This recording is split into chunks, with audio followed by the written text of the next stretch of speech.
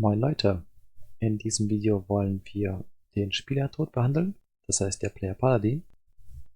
Jetzt können wir den Player Paladin öffnen mit hier Edit Player Paladin oder über den Content Browser unseren Paladin öffnen, der Paladin Player Blueprint Plus.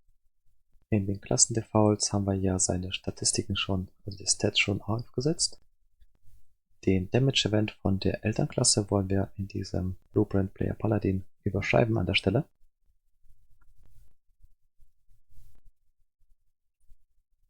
Jetzt können wir das holen mit Rechtsklick. Event Any Damage. Wir wollen das Ganze überschreiben, weil wir eine erweiterte Logik brauchen. Hier an der Stelle haben wir ja in der Elternklasse BP. Ich meine in der BP Player Base, da hatten wir den Event Any Damage. Den wollen wir für den Paladin überschreiben.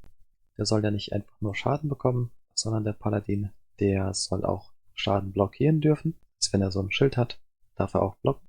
Mit seiner Blockfähigkeit zum Beispiel. Und da brauchen wir ein etwas angepasstes Event Any Damage, das wir an der Stelle überschreiben. Können wir an der Stelle einmal testen, ob das Ganze überhaupt überschreibt. Print String, der Schaden, der ankommt. Oder zumindest hier einfach Override Event Any Damage, der dann Schaden bekommt. Override Event Any Damage oben links. Das funktioniert an der Stelle, dass wir überschreiben können. In der BB Player Base, da haben wir ja auch diese Print Strings zum Debuggen genutzt. Das hat ja auch funktioniert. Das heißt, können wir erstmal löschen. Beim Paladin kommt das auch an mit der Überschreibung. Der Damage an der Stelle müsste auch ankommen. Ja, mit 9 Schaden. Das erste, was wir hier machen können, bei dem Event Any Damage, da werden ja die Stats angepasst. Heißt, wir holen uns erstmal die Spieler-Stats. Get Stats. Ähnlich wie schon beim Enemy können wir dann hier die Stats einmal Break as Stats aufbröseln. Und das, was hier an Current Health ist, die Lebenspunkte, die er hat, das minus Subtract, subtrahieren mit dem Schaden, der ankommt. Das waren ja die 9 Schaden. Dann können wir das nochmal setzen. Dann nehmen wir die Stats nochmal mit Steuerung D. Hier mit Set Members in as Stats können wir auch ein Member setzen, also eine Variable. Wählen dort aus, was wir brauchen, und zwar nur Current Health. Wichtig ist, die anderen nicht anzuchecken, damit dort nicht einfach mit beim Nichtnutzen mit 0 überschrieben wird. Die Current Health setzen wir auf den neuen Wert. Bei den Break as Stats hier können wir Hide Unconnected Pins machen. Das nächste, was wir machen, ist, wir holen uns das Struct wieder. Break as Stats. Hier brauchen wir dann die Current Health und checken die mit kleiner gleich, less equal, ob es kleiner gleich 0 ist. Mit B holen wir uns einen Branch. Wenn das kleiner gleich 0 ist, dann hat er ja keine Lebenspunkte mehr. Das geht dann in diesen Root-Zweig hier. Da wird halt dann die Spielelogik für den Spielertod laufen, um den zu behandeln. Hierfür brauchen wir noch so ein Custom Event, das wir nutzen. Das Ganze wird dann vererbt. Und zwar gehen wir in die Elternklasse, BP Player Base, und werden an der Stelle dann einmal ein neues Event erstellen. Das ist so ein Server-Event. Add Custom Event. Player Death. Das Ganze bei Replicatus, on Server, Reliable. Das wird ja schon auf dem Server laufen, weil Damage, Event Any Damage ist ja sowieso serverseitig. Wir haben hier den überschrieben und das läuft alles auf Serverseite. Wenn wir das hier dann nutzen später, an der Stelle können wir es trotzdem setzen. Hier können wir dann ein paar Abfragen machen. Heißt, erstmal schauen wir Get is Dead. Dieses Event soll ja nur spielen, wenn der Spieler nicht tot ist.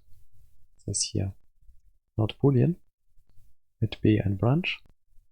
Wenn der Spieler halt nicht tot ist, dann darf er da weitermachen. Wenn er halt nicht tot war, dann ist er im False-Zweig, wird er erstmal dead gesetzt. Set is dead mit True. Kann kann man sowas machen wie eine Animation spielen lassen, wenn der Spieler halt so einen Spielertod hat, um das zu behandeln. Wir können auch sowas machen wie so eine Animation noch spielen, ähnlich wie wir beim Enemy gemacht haben.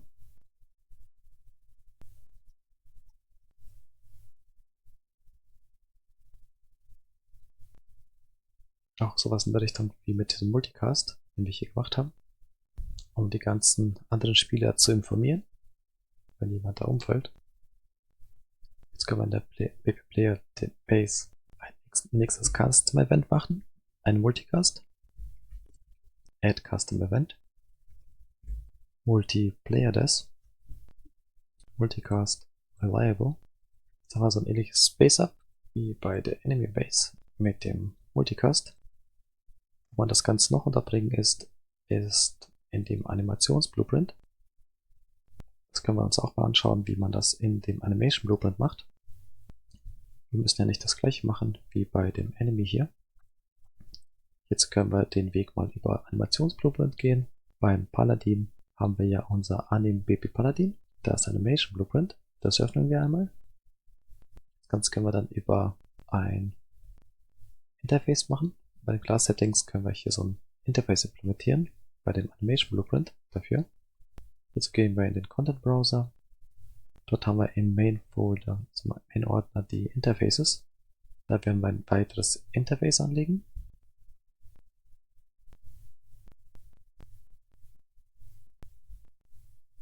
Blueprints, Blueprint Interface, NBP, NMBP. Das können wir speichern. In unserem Animation Blueprint. Da können wir in den Class Settings jetzt über die Interfaces hier über Add das hinzufügen. Int bp animbp. Jetzt können wir das an der Stelle öffnen. Und die neue Funktion hier erstellen über Add Function. Oder die hier. Ich habe hier eine, die ich überschreibe. Set Dead. Kompilieren, speichern. Jetzt können wir in dem Animationsblueprint das an der Stelle nutzen. Rechtsklick.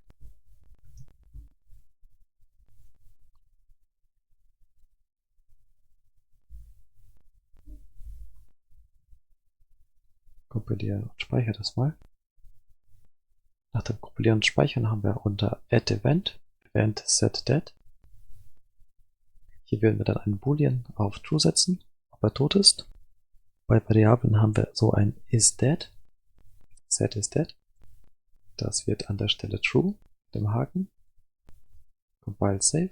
Danach können wir auf den Animation Graph gehen oder hier bei Animation Graphs, Animation Graph doppelklicken. Hier können wir in die State Machine gehen, Locomotion, und uns ein neues Node machen, einen neuen State. Rechtsklick, Add State. Des. Das können wir hier an der Stelle verschieben. Und von hier unten ziehen wir dann von der Seite so einen Pfeil nach oben. Den kann man hier reinschieben. Dann gibt es eine Verbindung. Und hier bei dem Übergang idle run to des, da können wir draufklicken. Hier können wir jetzt den Boolean reinschieben. Das heißt, unsere Variable auf der linken Seite ist dead. Die kommt hier dann rein. Das Ding sagt ja can enter transition. Und mit dem Boolean sagen wir, ob er rein kann oder nicht. Also wenn er tot ist, ist da ja eine 1. Dann kann er halt in den Übergang gehen. In Richtung dead. Und wenn er nicht tot ist, dann kann er halt nicht nach oben gehen. Also im Grunde in der Locomotion bei diesem Transition Rule, idle run to des, da kann er halt nur übergehen von idle run nach des, wenn hier drin der Boolean ist dead true ist, also eine 1 hält. Und wenn er halt nicht eine 1 hält, dann ist er halt nicht tot und ist false. Dann kann er hier nicht von unten nach oben kommen. Was wir jetzt hier noch machen können, bei dem des, wenn er dann hier angekommen ist, hier müssen wir noch eine Animation verbinden.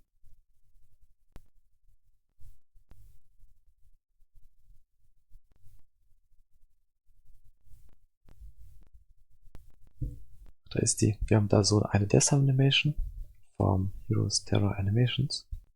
Jetzt hier können wir einfach die auswählen, Des einmal rüberziehen. Das Ganze können wir dann hier einfach verbinden. in den Details hier an der Stelle des. Da ist noch wichtig, dass wir dieses Loop Animation rausnehmen. Das darf nicht true sein, damit er das nicht ständig spielt.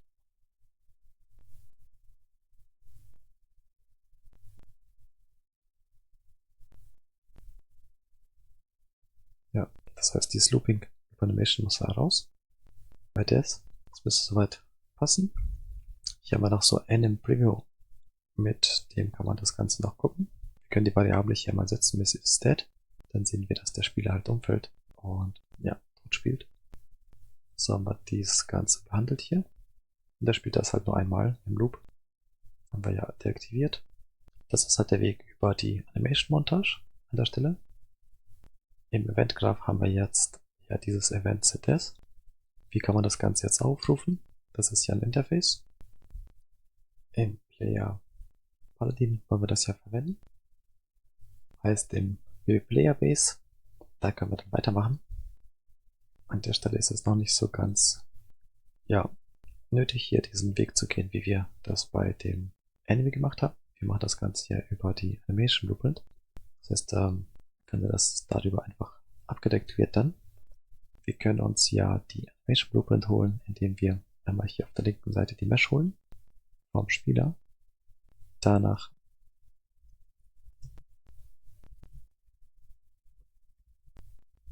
get anim Instance. Das ist ja unsere Animation Blueprint Instanz dann. Hier könnte man dann hingehen und diese Funktion einfach aufrufen. Heißt unser Animation Blueprint, da haben wir dieses Event ZS. setDead, da haben wir diese Message, das ist das Interface Call. Das Ganze über das Interface wird ja die Funktion hier aufrufen, Event ZS, dann hier ist des auf True setzen. Dann geht er hin und wird dann den des-State hier in den übergehen und diese Animation hier spielen. Ist dead. Das ist so der Ansatz hier an der Stelle. Wir können mal schauen, ob das so funktioniert. Jetzt müssen wir das Ganze hier noch aufrufen. Server Player Des. Da gehen wir in den Paladin.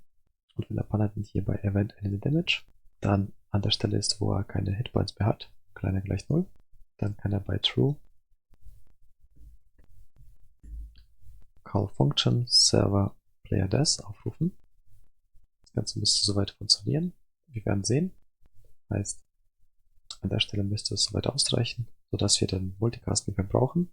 Das können wir an der Stelle einfach testen, indem wir als Client mal spielen. Hier Netmode Players Client. Vorher können wir den Paladin in den Class Defaults etwas weniger Lebenspunkte verpassen, in den Stats, damit wir da nicht so lange warten müssen. 9. Dann einmal als Client spielen. Der Wurm bemerkt den, schießt. So, das schießt weiter auf mich. Als Client scheint das nicht zu animieren oder zu zeigen. Wie ist das, wenn ich das als Server spiele?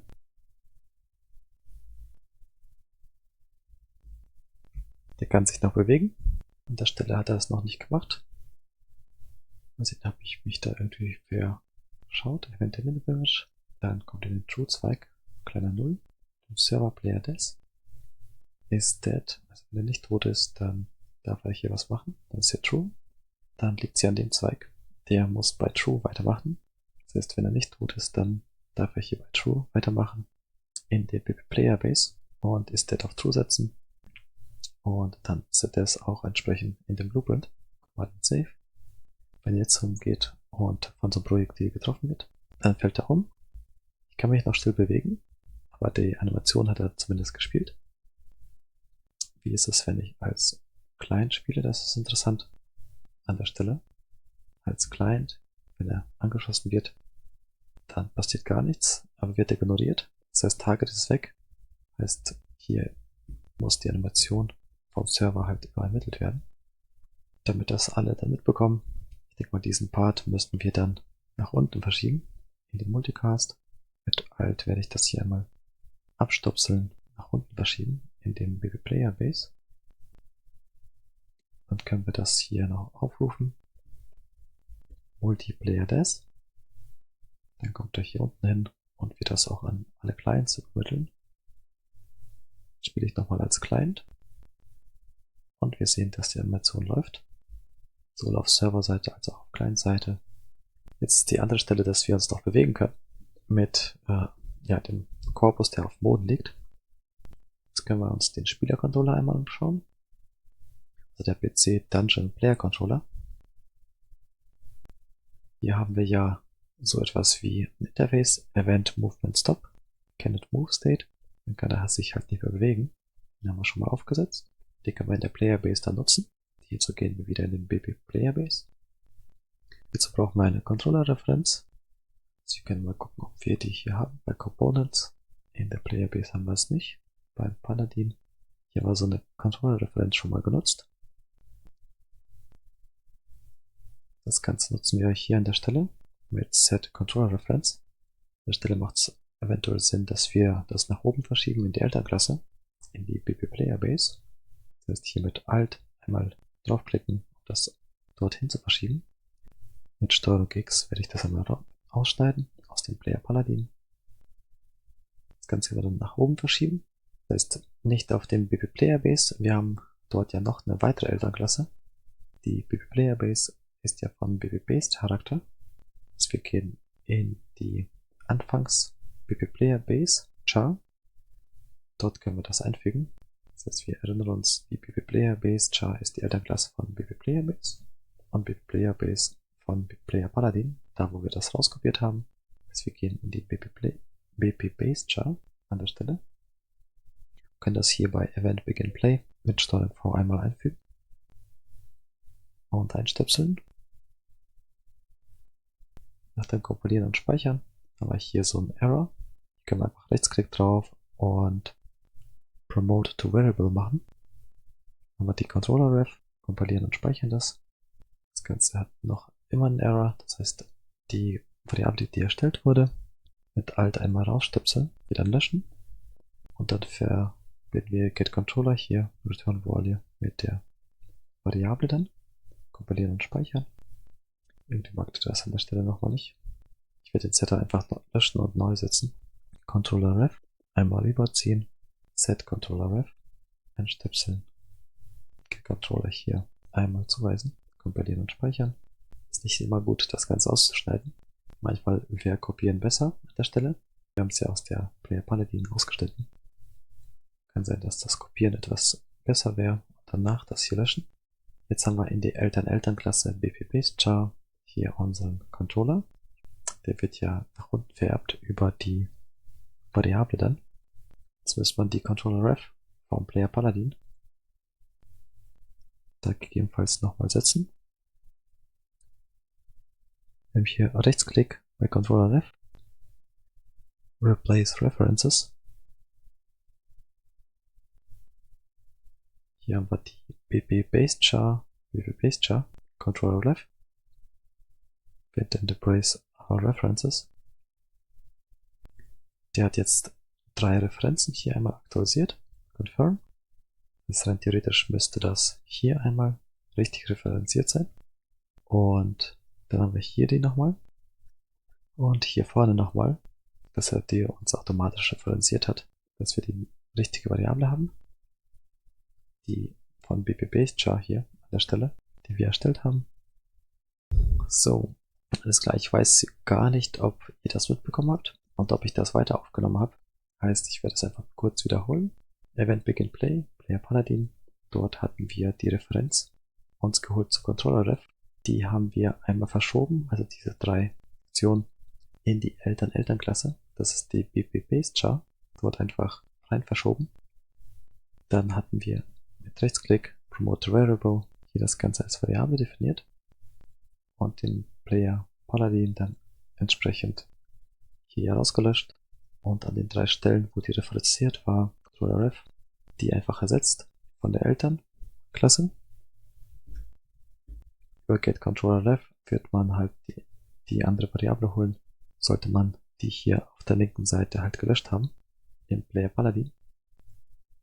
Ich hoffe, ich habe das andere noch mitgeschnitten, sonst hier ein kurzer Weg, wie man das von hier nach BP Play Base Char hierhin verfrachtet. Damit haben wir die Controller-Referenz auch in den ganzen anderen Kindklassen Das Ganze können wir nochmal testen. Wir wollen ja das Movement einfrieren. Hier zum Beispiel nutzen wir das schon. Event Server Primary Attack.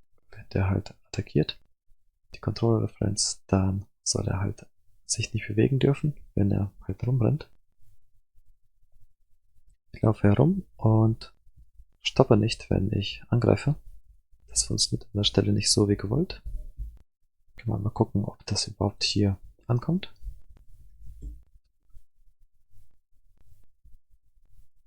Ich laufe herum, Stop kommt an. Okay. Das heißt, das wird an der Stelle vielleicht gar nicht gesetzt. Wie viel Base Char? Könnte man auch ein Print-Ding machen. Ob wir da überhaupt hinkommen. Das können wir hier auch einstöpseln. Kann sein, dass das replicated sein muss an der Stelle. String hatte ich noch gar nicht gesehen. Okay. Paladin. Ich denke, wir haben hier das einfach überschrieben mit gar nichts. Das heißt, den Player Paladin müssten wir das hier löschen, den Event Begin Play. Oder zumindest von die Elternklasse halt aufrufen, dass dort gespielt wird. Das heißt, ich lösche hier diesen Event Begin Play, Compile and Save, Compile and Save. Beim Paladin als Kind-Element wollen wir nicht Event Begin Play überschreiben. Den gelöscht. Ja, jetzt kriegen wir auch eine Info hier. Jetzt müsste an der Stelle auch wieder nicht rumlaufen. Den Print String mache ich auch noch raus aus dem Base Char. Also wenn ich jetzt laufe und angreife, dann läuft er nicht beim Erschlagen. An der Stelle funktioniert das. Um das einmal zu erklären. Event Begin Play. Wenn wir den hier halt aufrufen im Player Paladin, dann ist er an der Stelle überschrieben. Und zwar alles, was in der Elternklasse BP Player Base hier an der Stelle bei dem Event Begin Play gemacht wird, wird dann überschrieben. Und was bei BP Player Base an der Stelle gemacht wurde, der ist dann auch wiederum, der überschreibt auch wiederum das, was in der Elternklasse BP Base Char in dem Event Begin Play dort gemacht wurde. Das ist so etwas, wo man aufpassen kann oder sollte, wenn man da mit der Vererbung was macht. Sodass wir hier an der Stelle das einfach mit gar nichts überschrieben haben und er dann nicht diese Spielmechanik von der Elternklasse oder Eltern-Elternklasse übernommen hat, um den Controller zu setzen. Und damit gibt es auch hier keine Referenz. Und ohne Referenz kann er hier auch schlecht so einen Movement Stop machen. So viel zur Erklärung. Das ist hier ein Beispiel, dass man keine Events einfach leer lassen sollte beim Refactoren. Ich habe die jetzt einmal gelöscht beim Player Paladin. Dann funktioniert wieder die Spielmechanik, dass er sich beim Bewegen, also beim Attackieren nicht bewegen darf. Jetzt können wir an der Stelle weitermachen. Und zwar sowas ähnliches, wie wir hier schon gemacht haben, mit Controller Left, Movement Stop. Und zwar bei der Death-Animation, wenn die gespielt wird. Hierzu gehen wir wieder in die BP Player Base. Dort haben wir ja den Part, wo wir den Spielertod behandeln. Können wir dann hingehen, an der Stelle, wo er Multiplayer Death spielt, und dann Get Controller Ref, uns die Referenz holen, über die Vererbung von dem Base Char und dann dort dann Controller aufrufen. Movement Stop mit True hier. Dann darf sich der Korpus, der da umgefallen hat, da ist, nicht mehr bewegen. Das Ganze müsste das auch fixen. Heißt, wenn ich jetzt als Client spiele, Play as Client, und der Spieler hier umfällt von dem Gegnerschuss, dann darf ich mich nicht mehr bewegen können. Und das ist der Fall. Der kann sich nicht mehr bewegen. Wir konnten hier den Controller animieren mit Movement Stop, das Ganze zu stoppen. Das ist soweit das Setup. Wir konnten so einige Sachen machen. Und zwar den Weg über das Animationsblueprint hier gehen, wo er dann die Death Animation macht über das Interface, das wir dort aufrufen. Wenn er so ein Interface erstellt, ein Interface mit für den Animationsblueprint mit ZS, das an der Stelle dann aufgerufen werden konnte. Haben so ein bisschen Damage erstellt mit Player Damage, Player Paladin, dass der seine Health angepasst bekommt und dann, wenn die halt kleiner 0 sind, kann er gleich Dann geht er und spielt das Server Play This, wo er dann hingeht und die andere Logik ausführt, und konnten das Bewegen halt stoppen, indem wir den Controller vom Player Paladin hoch befördert haben auf die Base Char, dass er halt in der Elternklasse hier gesetzt wird und mit der Referenz dann über die Variable Controller Ref runter vererbt wird, sowohl beim Player Base als auch beim Player Paladin, wo wir dann Movement Stop aufrufen können über die Controller Referenz, die eine Methode im Player Controller über das Interface hier an der Stelle das Movement stoppen. Wir haben also einiges aufgesetzt heute in diesem Video. Heißt, in der Player Base konnten wir auch an die Animation hier setzen.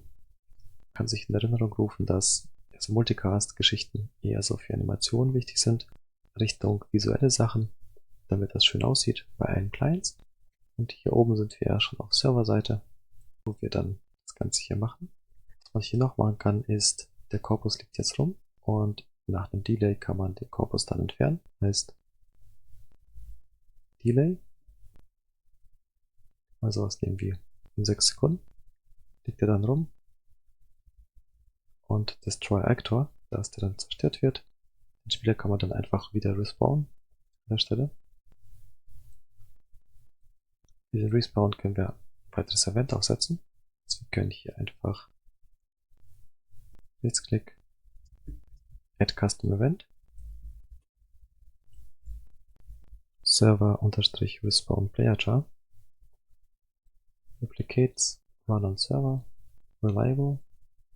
Das Ganze können wir dann halt für den Respawn nutzen. Heißt, wir können das Ganze hier mit Destroy Actor mit Alt einmal ausstöpseln und nach unten schieben. Das Ganze hier verbinden. Hier werden wir irgendwelche Logik noch implementieren und dann irgendwann diesen Actor destroyen. Das heißt, irgendwelche Settings für den Respawn setzen. Das war's auch schon für dieses Video. Wir machen beim nächsten Video einfach weiter und ich sage euch einfach dann. Bis bald.